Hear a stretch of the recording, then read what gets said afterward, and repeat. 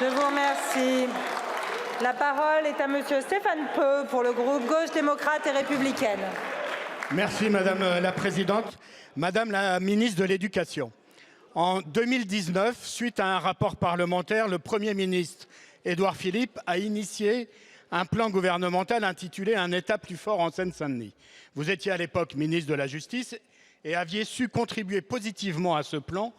Nous vous en sommes reconnaissants. Si des effets positifs ont été constatés dans bien des secteurs, à l'inverse, dans l'éducation nationale, dans ce département, tout s'est dégradé. Dans ce département, le plus jeune et le plus pauvre de France hexagonale, l'école ne se contente pas de reproduire les inégalités de naissance, mais elle les aggrave et elle les creuse. Ce constat est révoltant. Beaucoup de parents ont le sentiment que l'école de la République ne tend pas la main aux enfants, mais leur met un pied sur la tête. Il y a urgence à agir. Le 26 février dernier, en séance publique, vous avez convenu que les singularités auxquelles nous sommes confrontés en Seine-Saint-Denis nécessitent des réponses qui soient également singulières. Depuis 10 jours, un mouvement social d'ampleur, largement soutenu, demande un plan d'urgence pour l'éducation dans ce département et demain aura lieu une mobilisation qui s'annonce massive.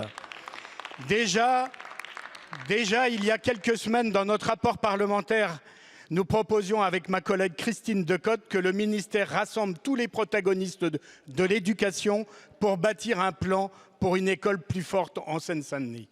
Madame la ministre, vous ne pouvez pas priver d'espérance sociale et républicaine les familles populaires de ce département.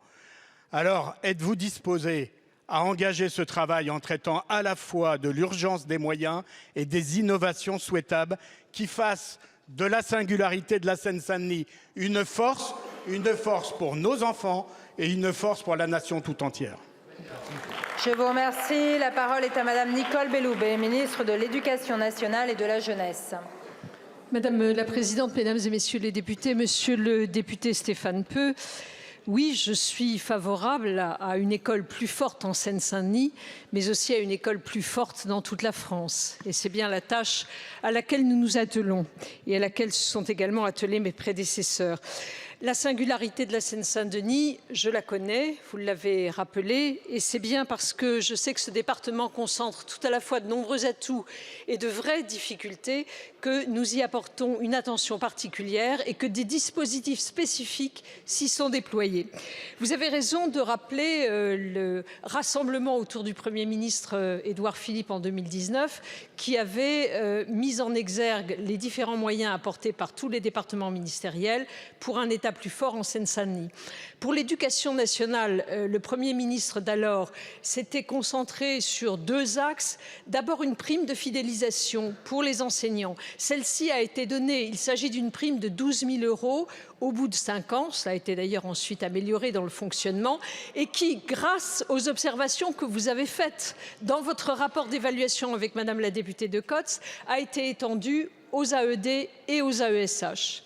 Le Premier ministre d'alors avait également proposé des financements plus importants, à la fois en matière immobilière, à la fois en aide à la pré-professionnalisation pour les étudiants qui se destinaient aux carrières d'enseignants. Tout cela a été mis en place et nous avons ensuite poursuivi avec des mesures particulières sur le dédoublement des classes et vous le savez parfaitement. Monsieur le député Peu, je suis très attentive au mouvement social que vous décrivez actuellement en Seine-Saint-Denis. Les personnels ont été reçus par la DAZEN et Madame la rectrice de l'Académie s'est également déclarée disponible pour les recevoir. Pour ma part, monsieur le député, je suis prête à évoquer avec vous les conditions dans lesquelles nous pourrions entamer une telle réflexion. Je vous remercie, madame la